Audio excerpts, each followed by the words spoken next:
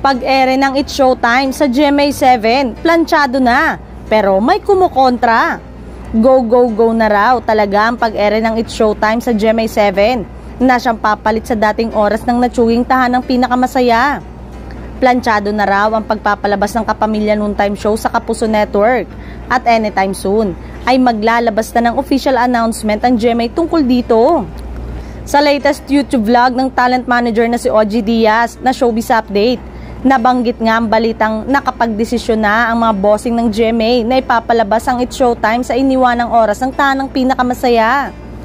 Ang Showtime na ang hahalili sa tahanang pinakamasaya. Oo, ayan, and according to our source from GMA, antayin na lang daw natin this week ang gaganaping media ko ng mga bossing ng GMA at ABS-CBN. Kasama na riyan ang host ng It's Showtime para formal na i-announce ang pagtungtong ng It's Showtime bilang bagong noontime show ng GMA7, kapalit ng tahanang pinakamasaya, ang pahayag ni OG. Patuloy pa niyang chika, kung black timer ba ang ABS-CBN or revenue sharing ang mangyayari, nako, ayoko nang umepal.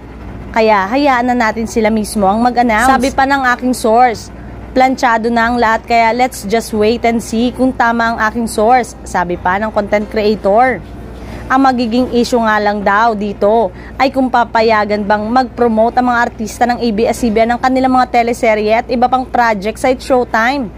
Kasi nga, ngayong ume-ere na ang GTV, ang It's Showtime, ay hindi pwedeng banggitin ng mga shows ng ABS-CBN dahil sister channel ito ng GMA7. Kasi nga, nasa GTV sila.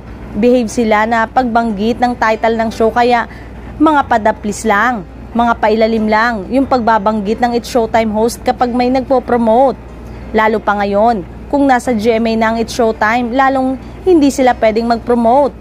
Kahit nandun pa si Kim Chu, hindi niya pwedeng i-promote yung What's Wrong with Secretary Kim, bago niyang serye with Paolo Avellino, pahayag pa ni Papa Og.